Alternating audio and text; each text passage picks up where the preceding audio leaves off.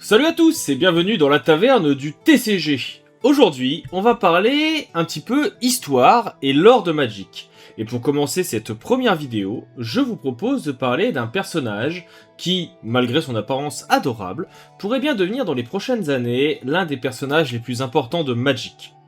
Vous l'aurez compris, c'est une petite créature orange qui est sortie d'un coffre ancien au milieu d'un braquage façon western, et il s'appelle Loot, ou Rapine en français. Derrière son design presque innocent, va se cacher ce qui va être une des futures clés de tout le multiverse. Parce que oui, Loot, ce n'est pas qu'une mascotte. Loot, c'est une chose qu'aucun autre être vivant ne devrait connaître. C'est quelqu'un, ou quelque chose, qui peut sentir les chemins entre les plans. Il peut lire les Omen Pass. Et surtout, il pourrait être lié à une civilisation ancienne que Wizard nous prépare depuis maintenant quelques années. Tout a commencé sur Croistonnerre. Un monde récent, sauvage, et construit autour de coffres anciens qui auraient été laissés par une civilisation oubliée. Au centre de l'histoire, un vault extrêmement ancien. Tout le monde pense qu'il va contenir un trésor, mais quand il s'ouvre, ce n'est pas de l'or qui apparaît. C'est notre petit Loot, une créature enfermée ici depuis très longtemps. Et immédiatement, tout le monde comprend que ce n'est pas une créature normale. Pourquoi ? Eh bien parce que Loot va posséder quelque chose d'unique dans son esprit. Une carte du multiverse. Il sait où vont mener les Omen Pass, quels chemins existent et quels plans peuvent être atteints. Autrement dit, dans un monde où les Planeswalkers, à l'heure actuelle, ont perdu une partie de leur pouvoir, Loot devient un atout colossal. Celui qui le contrôle potentiellement le déplacement entre les mondes. Très vite, Jace va comprendre que Loot n'est pas un animal étrange. Quand il entre dans son esprit, il découvre quelque chose d'anormal.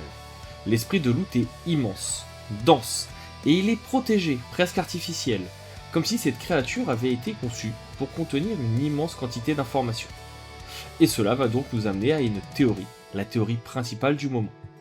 Cette théorie, c'est que le coffre de Loot semble être lié aux Foromis. Les Foromis, c'est une civilisation ancienne, presque mythique. Ils vont maîtriser les portails, les structures impossibles et les connexions entre les plans.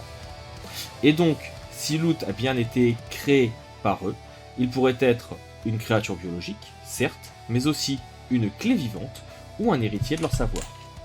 Et cela change complètement son importance. Depuis plusieurs extensions maintenant, Wizard cherche à reconstruire un lore après la nouvelle Phyrexia. Pour ça, il lui faut de nouveaux piliers. Et Loot va cocher toutes les cases.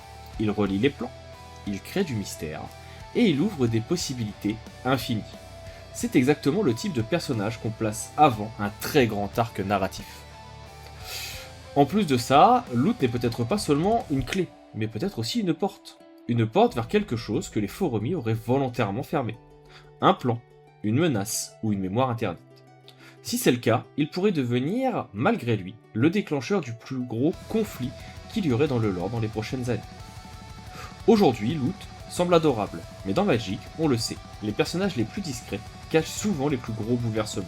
Et tout indique que l'on a vu pour l'instant qu'une infime partie de ce qu'ils représentent.